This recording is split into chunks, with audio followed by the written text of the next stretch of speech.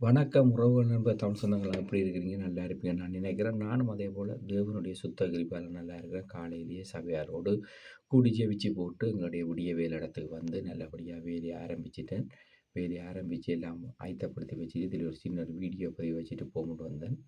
என்னென்னு கேட்டால் நேற்றைய தினத்தில் வந்து என்னுடைய நண்பன் ஒரு வீடியோ வந்து எனக்கு அனுப்பியிருந்தான். அப்போ நான் என்னடான்னு சொல்லி போய் பார்த்தால், நேற்று ஞாயிற்றுக்கிழமை ஆராதனை போகிறதால அந்த அலுவலில் இருந்தால போய் பார்த்தால், திடீரென்று பார்த்தா அர்ச்சனா அங்கே ஒரு இடத்துல வந்து துவக்க தூக்கி கொண்டு நிற்கிறாருண்டு படம் வீடியோ வந்துருந்து. துவக்கண்டு இந்த கைத்துப்பாக்கி பார்த்தா 2 அக்காமாரும் 2 தம்பிமாரும் ஏதோ கதை வழி வந்தது. அங்கால ஒரு காடடிக்கிற டோசர் மிஷின் ஒன்று நிற்கிது. பார்த்தா பிரச்சனை கதவழி காரசாரமாக நடந்து கொண்டிருக்குது. அப்போ நான் உண்மையாக பார்த்தேன், இந்த கோயில் பக்கம் எங்கேயும் போய் எதுவும் விளையாட்டுக்கு எதுவும் வாங்கி வந்து வச்சிருக்குதோ தெரியலைன்னு சொல்லி பார்த்துட்டு, சரி இது என்ன அப்படின்னு சொல்லி பார்த்துட்டு விட்டுட்டேன். இப்போ இந்த அந்த ஆள் பார்த்தா ஒரு குறிப்பிட்ட டைமுக்கு பிறகு அந்த ஆளே தன்னுடைய இதில் வந்து போடுது டிக்டாக்கில், இல்லை நடந்தது இது இப்படி இப்படித்தான் பிரச்சனை நடந்தது. அப்போ வந்து நான் எனக்கு பாதுகாப்புக்கு தந்த கைத்துப்பாக்கி எடுத்து நீட்டினான்னு சொல்லி, அப்போ அதுலேயும் வந்து ஒரு மிருகம்ன்ற வார்த்தையை பேசித்தான் பேசியிருக்கிறேன். நான் உண்மையாக நினச்சேன், இந்த ஆள் திடீரெண்டுங்க புதூர் நாதம்புரம் கோயில் போல் இல்லை வற்றாப்புல அம்மன் கோயிலேயும் திருவிழாவுக்கு போய் எதுவும் வாங்கி அந்த விளையாட்டு சின்ன பிள்ளைல விளையாடாதால வச்சிருக்குதோ தெரியலன்னு பார்த்தா, அந்த அளவுக்கு உண்மையாகத்தான் அரசாங்கம் கொடுத்துருக்குறாங்க. சரி, அப்போ அரசாங்கம் கொடுத்துருக்குண்டா கொஞ்சம் அரசாங்கத்தோட இதை குறித்து நாங்கள் பார்ப்போம். இப்போ வந்து ஜிஆர் ஜெயவர்தனா என்ற காலத்தில் நீங்கள் பார்த்துருப்பீங்கள், ராஜீவ்காந்தியினுடைய ஒப்பந்த நேரம் இந்திய அமைதிப்படை இருந்தபோது சொன்னார்கள் என்றால், தமிழ் குழுக்களிடம் உள்ள ஆயுதங்களை வந்து நாங்கள் களைய வேண்டும், ஆயுதங்களை கொண்டு வந்து தர வேண்டும். இல்லை என்று சொன்னால் இலங்கை நாடு 2 படும், இலங்கை நாட்டில் பெரிய விளைவுகளை சந்திக்கப்படும் என்று சொல்லி தமிழ் குழுக்கள், அது எல்லா குழுக்களும் தான், இபிஆர்எல்எஃபாக இருக்கலாம், பிளட்டாக இருக்கலாம், டிலோவாக இருக்கலாம், டைஎஸாக இருக்கலாம், ஈரோஸாக இருக்கலாம், எல்லார்ட்டையும் நீங்கள் தமிழ் குழுக்கள்கிட்ட ஆயுதங்களை களையுங்கன்னு சொல்லியிருந்தார்கள். அப்போ உடனேயே எல்லாரும் கொண்டு போய் கொஞ்சம் கொஞ்சத்தை கொடுத்தார்கள். என்னென்னு கேட்டால், எங்களுக்கு பாதுகாப்பு இல்லைத்தானே என்று சொல்லி போட்டு கொஞ்சத்தை கொடுத்தார்கள், கொஞ்சத்தை மறைச்சிட்டார்கள். சரி, ஓகே, அது அப்படியே இருக்கட்டும். இப்போ நான் என்ன கேட்குறேன்னு கேட்டால், அப்போ ஐயா ஜிஆர் ஜெயவர்தனான்ற காலத்திலேருந்து இன்றைக்கு இத்தனை வருஷம் ஏறக்குறைய 85 86 அந்த ஒப்பந்தம் நடந்திருக்கு. இன்றைக்கு ஏறக்குறைய 35 40 வருஷம் ஆகுது. அப்போ இப்படி இருக்கைகளில் தமிழ் எம்பிகளுக்கு வந்து அரசாங்கங்கள் ஆயுதங்கள் ஆரம்பத்திலேருந்து கொடுத்துருக்கலாம், இல்லையாண்டு இல்லை. சரி, இப்போ கொடுத்திருந்தது வந்து சரி அவருடைய பாதுகாப்புக்காக கொடுத்துருக்கிறார். பாதுகாப்புக்கு கொடுத்திருந்தால் இவர் இப்போ நான் கேட்குறேன்னு வர்முடா தமிழர்கள் தான் உலகத்தில் வந்து கொடூரமானவர்கள் என்று சொல்லுவார்கள். இவர் அங்கே எதுவும் பாதுகாப்பு போய் திறகு பிரச்சனைன்னு சொல்லி இதுகளை நீட்டுறாரா?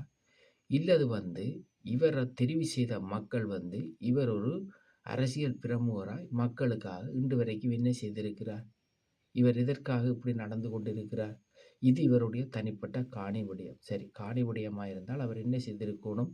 அவருக்கு ஒரு சட்டத்தரணி இருக்கிறார் என்று சொல்றார். அந்த மடத்தை பற்றி நாங்கள் கதைக்க வேண்டாம். காரணம் என்னென்னு கேட்டால், பெண்களை வந்து மதிக்கிற பழக்கத்தோடு தான் எங்கள தாய் தகப்பன் வளர்த்திருக்கிறார்கள். அந்த மடத்தை பற்றி கதைக்க வேண்டாம். அவள் வந்து ஒரு என்ன சொல்வது, ஒரு வழக்கறிஞராக இருக்கிறார். ரைட்.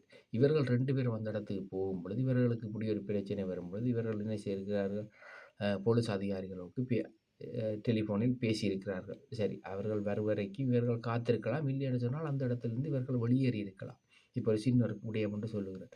இங்கே பிரெஞ்சு இடத்தில் நாங்கள் வேலை செய்து கொண்டிருக்கிறோம். வேலை செய்கிற நேரத்தில் சேவிஸ் இருக்குது என்று சொன்னால், வேலை செய்கிற 2 பேருக்குள்ள கதவழி வருது என்று சொன்னால், ஒரு ஆள் கதவை திறந்து கொண்டு வெளியே போய் விடுவார், ஒரு ஆள் குசினிக்கல என்று சாப்பாட்டை கொடுப்பார். காரணம் என்னென்று கேட்டால், மூளை சூடாகும் பொழுது கோபம் பயங்கரமாக வரைக்குள்ள கட்டுப்படுத்தலாது. வெளியே போனால் அவர்கள் சிகரெட்டை பற்றுவார்கள், இல்லை கவியை குடிப்பார்கள். 10 நிமிஷத்தால் அமைதியாகி மீண்டும் வந்து அந்த காரியத்தை செய்வார்கள்.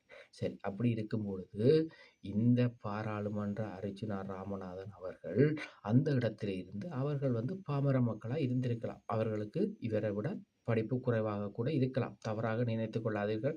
இவர் படித்தவர்கள். சில நேரம் அவர்கள் இவர் சொல்வது போல் மத்தியிலிருந்து கூட வந்திருக்கலாம். சரிதானே? அப்படி இருக்கும் பொழுது இவர் இந்த தண்டவாளங்கள் தடிகம்புகளை தூக்கி நீட்டுற வேலைகளை இவர் வந்து என்ன செய்யணும்? நம்மோட தாய் மண்ணான இலங்கையில், அதுவும் வந்து யாழ்ப்பாணம், அது வந்து எங்களுக்கு வந்து யாழ்ப்பாணம் என்று சொன்னால் எப்படி? ஏவிஎம் மனோகரன் ஐயா பாடின பாடு, யாழ்ப்பாணம் என்று சொன்னால் தேன் சுவையாகும். அங்கு வந்து நல்ல மாரியான விடயங்கள் எல்லாம் நிறைய இருக்குது.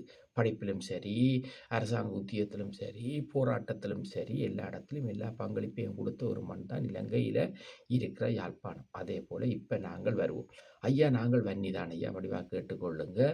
நீங்கள் இந்த விடயத்தை இப்ப செய்தது போல எங்கட வன்னியில செய்திருந்தால் வேலியில கிடந்த கதிகால்கள் ஒன்றும் இருந்திருக்காது. அதோட வந்து நீங்கள் இப்ப வந்து சுகபலமா பதிவு வைக்கிறதுக்கு கூட டைம் இருக்குமோ உங்களுக்கு தெரியாது. தயவு செய்து மக்களை நீங்கள் ஒன்றே புரிந்து கொள்ளுங்கள். உணர்ச்சி வசப்பட்டு பேசுகிறவர்களோ, இல்லது எங்களுடைய நாட்டு நடந்த போர்களை பற்றி பேசுகிறவர்களோ யாரும் வந்து உங்களுக்கு வந்து நல்லது செய்யப் போவது கிடையாது. நீங்கள் சற்று யோசிக்க வேண்டும். யார் எங்களுடைய தமிழ் மக்களுக்கு நல்லது செய்வார்கள்? யார் எங்களுக்கு ஒவ்வொரு காரியத்திலும் உண்மையா இருப்பார்கள் என்று நீங்கள் புரிந்து நடந்து கொள்ள வேண்டும்.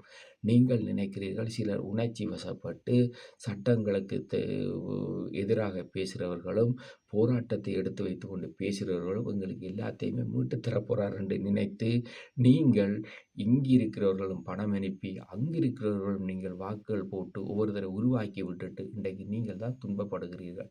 இந்த துன்பத்தில இருந்து நீங்கள் வந்து என்ன செய்ய வேண்டும்? வெளியால வர வேண்டும்.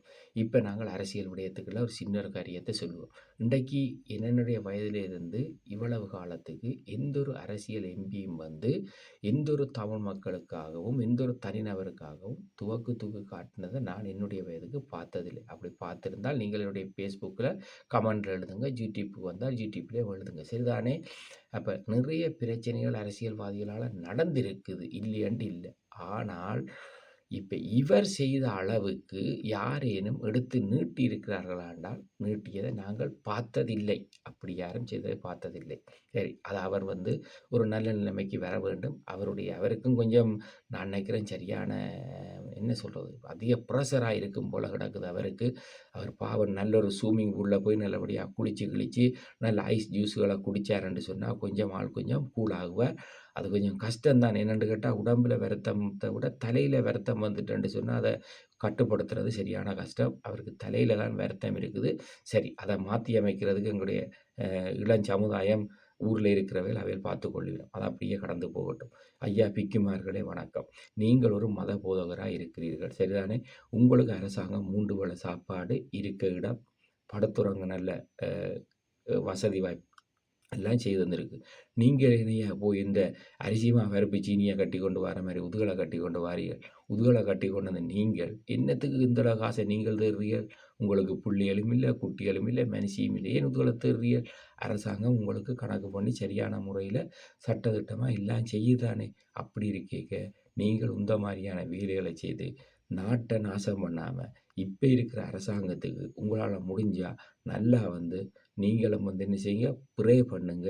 இந்த அரசாங்கம் இன்னும் இன்னும் நல்ல நலத்திட்டங்களை மக்களுக்கு செய்து இலங்கையை வந்து ஒரு சிங்கப்பூர் போல வரணும்னு சொல்லி நல்லபடியாக செய்யுங்கள். அதே போல் கிளிநொச்சியில் ஒரு போதகர் ஐயா வணக்கம், அவரும் வந்து பைபிளை வச்சுக்கொண்டு ஏதோ ஒரு காரியத்தை செய்துட்டாருன்னு சொல்லி வலைதளத்தில் பார்த்தேன். ஐயா, பைபிள் வைத்திருக்கிற எல்லாரும் போதகர் அல்ல, சரிதானே? அதனால் பைபிளை வச்சிருக்கிற சில தவறு செய்தால் அவர்களை மாத்திரம் நீங்கள் அரசாங்கத்திட்ட சொல்லி தண்டிக்கிற வழிகளை பார்க்க வேண்டும். அதுக்காக உலகமெங்கிலும் ஊழியம் செய்கிற ஊழியக்காரர்களையோ இல்லது ஊழியக்கார குடும்பங்களையோ நீங்கள் வந்து அவதூறுகள் பரப்பி பேசுவதை நிறுத்துங்கள். இது காலங்காலமாக இந்த மத போதகருடைய கரைச்சல்கள் வந்து தொடர்ந்த வண்ணமாகவே இருக்குது. இதுகளை வந்து அரசாங்கம் சரி செய்ய வேண்டும். இதுகளுக்கு நீங்கள் எப்பொழுதும் அரசாங்கத்தோட தான் பெரியவர்களாக இருக்கிற நீங்கள், அந்தந்த மாவட்டங்களில் இருக்கிற நீங்கள், இதுகளை எல்லாம் நீங்கள் கம்புதடி தூக்காமல் அரசாங்கத்துக்கு தெரியப்படுத்தி அரசாங்கத்தோடு நீங்கள் கைகோத்து நின்று அரசாங்கத்துக்கு உதவியாக இருந்து இவர்களை எல்லாம் களையப்பட வேண்டும். இன்றைக்கு எல்லா இடங்களிலும் ஊழியங்கள் நடக்கிறது. தேவனுடைய வருகை சமீபமாக இருக்கிறதுன்னு சொல்லி வேதம் சொல்லுகிறது. அப்படி இருக்கும் பொழுது தயவு செய்து ஊழியர்களை நீங்கள் ஒன்றை புரிந்து கொள்ளுங்கள். இந்த பாலியல் ரீதியான பிரச்சனை, மது போதையான பிரச்சனை, பணப்பிரச்சனை, இப்படியான சொத்து பிரச்சனைகளை நீங்கள் தலை போட்டு வேதத்தில் உள்ள வார்த்தைகளை குற்றப்படுத்துவது மாத்திரமில்லை, மீண்டும் மீண்டும் தேவனை நீங்கள் சிலுவையில் கொண்டே அறையிற காரியங்களை செய்யாதீர்கள். தேவன் வந்து உங்களுக்காக மரித்து உயிர்த்து எழுந்து பரலோகம் வரையும் போயிருக்கிறார். அவர் பரலோகத்திலிருந்து அவருடைய 7 கண்களும் உலகத்தை நோக்கி பார்த்து கொண்டிருக்கு. அதால் ஐயா தகப்பன்மாரே, தாய்மாரே, தம்பிமாரே, தங்கைமாரே, அக்காமாரே, இந்த சபைகளுக்கு போகிற பிள்ளைகள் நீங்கள் எல்லோரும் கண்ணும் கருத்துமாக தேவனுடைய வசனத்தில் கட்டப்பட்டு, சரியானவர்களிடத்தில் உங்களுடைய தலைகளை கொடுத்து ஜெபிக்க பழகிக் கொள்ளுங்கள். தேவையற்றவர்களிடத்தில் போய் உங்களுடைய தலைகளை கொடுத்து ஜெபிக்காதீர்கள். அதை நீங்கள் பார்த்துக் கொள்ளுங்க. அதேபோல ஊழியக்காரரும் கொஞ்சம் ஞானமா, நிதானமா நடந்து கொள்ளுங்கள். உங்களிடமிருந்து விடை பெற்றுக் கொள்ளுகிறேன். உங்கள் அன்பு என்ற நன்றி வணக்கம் நமது அனைவருக்கும்.